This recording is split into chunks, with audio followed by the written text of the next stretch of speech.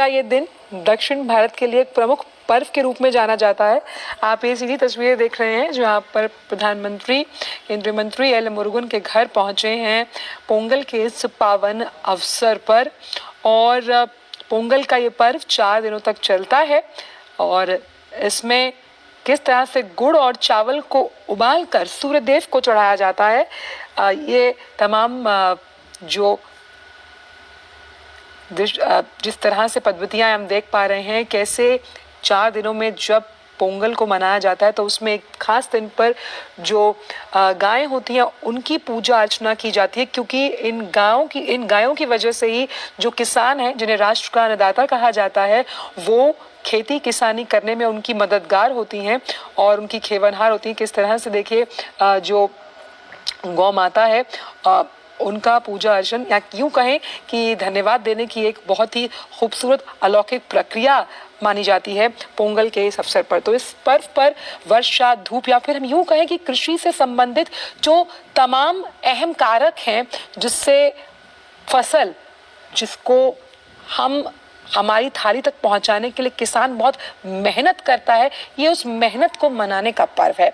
और किस तरह से आप देख रहे हैं कि गुड़ में चावल को उबालकर जिस तरह से सूर्य भगवान को चढ़ाया जाता है, इस प्रसाद को ही असल में अगर हम कम शब्दों में सही मायने आर्थिक स्वरूप दें तो उसे पोंगल कहा जाता है। तो इस वर्ष भी प्रधानमंत्री हम देख रहे हैं कि फसलों की कटाई से जुड़े इस उत्सव पोंगल को मनाने के लिए केंद्रीय मंत्री एल मुरुगन के घर पहुंचे हैं और गौ माता को यहाँ पर उनको धन्यवाद दिया जा रहा है, क्योंकि किसान के लिए गौ माता का बहुत अहम महत्व होता है, खास तौर पर जब फसलों की जुताई की जाती है।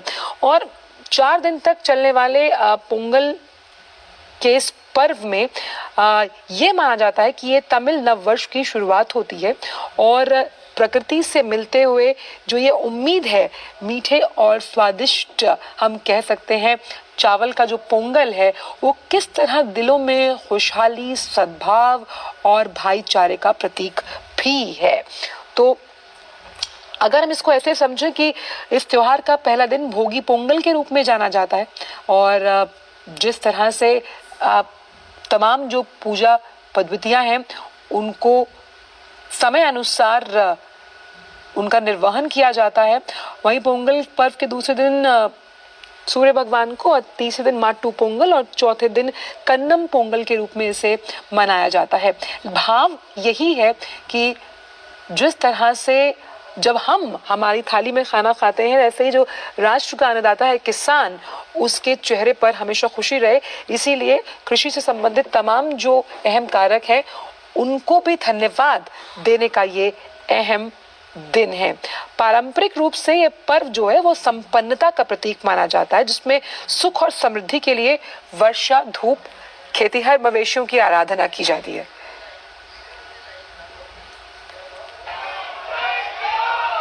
और आइए आपको सीधे लिए चलते हैं, प्रधानमंत्री इस वक्त पोंगल पर संबोधन दे रहे हैं, आइए सुनते हैं।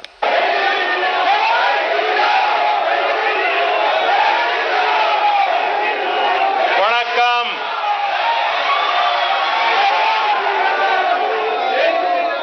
आप सभी को पोंगल के पर्व की अनेक अनेक शुभकामनाएं।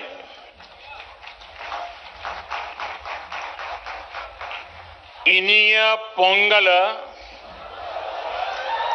नल्ला अड़तुक्कल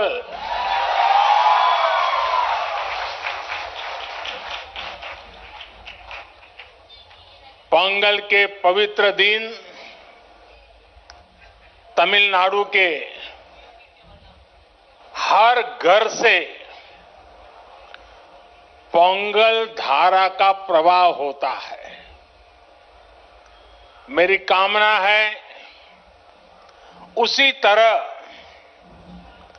आपके जीवन में भी सुख, समृद्धि और संतोष की धारा का प्रवाह निरंतर होता रहे।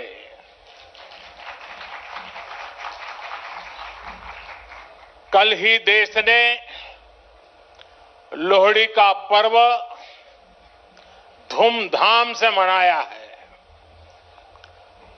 कुछ लोग आज मकर संक्रमण उत्तरायण मना रहे हैं, कुछ लोग शायद कल मनाएंगे। माघ बिहू भी बस आने ही वाला है। मैं इन सभी पर्वों की सभी देशवासियों को बहुत बहुत बधाई देता हूं, शुभकामनाएं देता हूं। साथियों, यहां मुझे मेरे कई परिचित चेहरे नजर आ रहे हैं। पिछले साल भी हम सब तमिल पुथांडु के अवसर पर यहां मिल चुके हैं।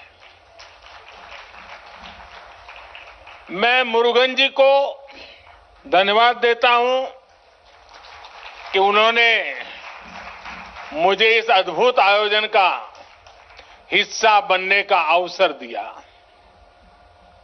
ये ऐसा है जैसे मैं अपने परिवार और दोस्तों के साथ कोई उत्सव मना रहा हूं। साथियों, संत तिरुवल्लुवर ने कहा है, तल्ला विळयुळुम तक्कारुम तालिवल्ला चेवरुम सेवर्द नाडु, यानी अच्छी फसल, पढ़े लिखे व्यक्ति और ईमानदार व्यापारी, ये तीनों मिलकर राष्ट्र निर्माण करते हैं।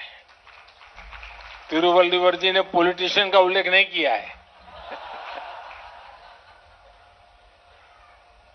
ये हम सबको संदेश है।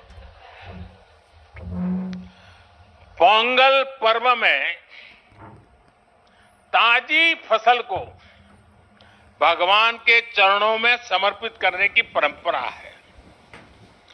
इस पूरी उत्सव परंपरा के केंद्र में हमारे अन्नदाता, हमारे किसान है।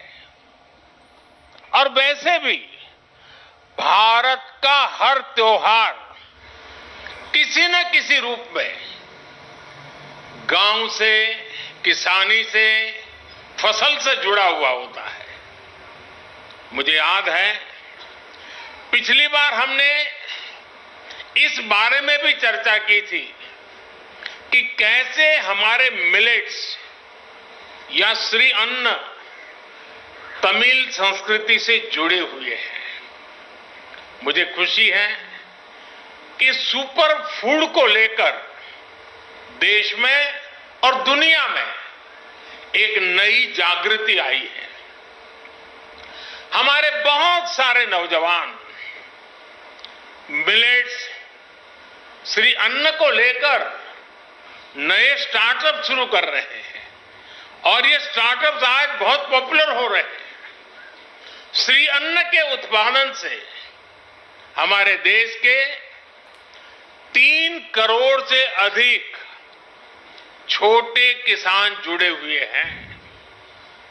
हम श्री अन्न को प्रमोट करते हैं तो सीधे सीधे ये 3 करोड़ किसानों का भला होता है। साथियों, पोंगल के अवसर पर तमिल महिलाएं अपने घर के बाहर कोलम बनाती है।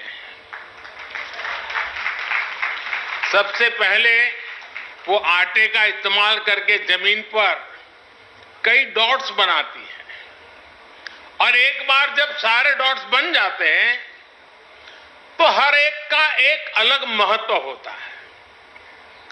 ये तस्वीर ही मन लुभाने वाली होती है, लेकिन कोलम का असली रूप तब और वैभवशाली हो जाता है जब ये सभी डॉट्स मिला दिए जाते हैं और बड़ी कलाकृति बनाकर इसमें रंग भरा जाता है। हमारा देश और उसकी विविधता भी कोलम के जैसी है। जब देश का कोना कोना एक दूसरे से भावात्मक रूप से जुड़ता है तो हमारी शक्ति एक अलग रूप दिखाती है। पोंगल का पर्व भी एक ऐसा ही पर्व है जो एक भारत श्रेष्ठ भारत की राष्ट्र भावना को दर्शाता है। बीते समय में काशी तमिल संगमम और सौराष्ट्र तमिल संगमम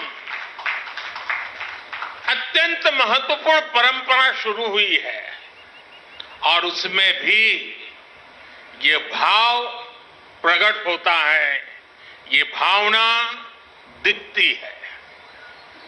इन सभी आयोजनों में बहुत बड़ी संख्या में हमारे तमिल भाई बहन उत्साह से हिस्सा लेते हैं।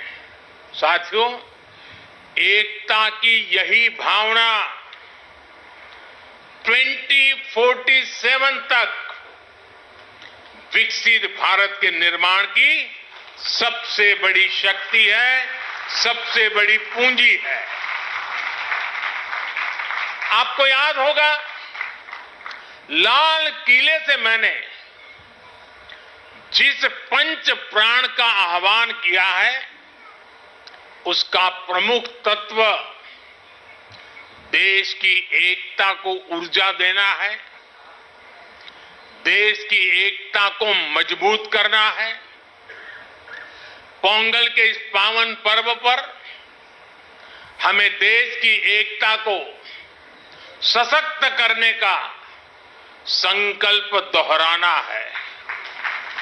साथियों, आज यहां मुझे बताया गया बहुत से कलाकार और जाने माने कलाकार, गणमान्य कलाकार अपनी प्रस्तुति के लिए तैयार हैं। आप सब भी इंतजार करते होंगे, मैं भी इंतजार करता हूं। ये सभी कलाकार राजधानी दिल्ली में तमिलनाडु को जीवंत बनाने वाले हैं।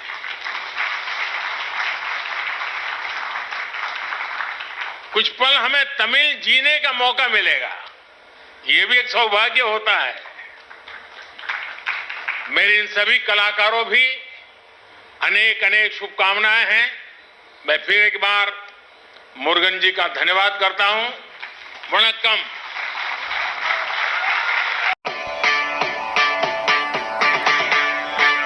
जनुतां तरितन जनुतां तदित जंतनं तदिगिणतुं तदीं तदिगिणतुं तदीं तदिगिणतुं किटतक तरिकिटतक तक्किटतक तकदिनतां दिक्किटतक तरिकिटतक दिकिटतक तकदिनतां तुं किटतक तरिकिटतक तुं किटतक तकदिनतां नं किटतक तरिकिटतक नं किटतक तकदिनतां किटतक तकदिनतां दिक्किटतक तकदिनतां तुं किटतक तकदिनतां नं किटतक तकदिनतां दाक्कु दिक्कुतां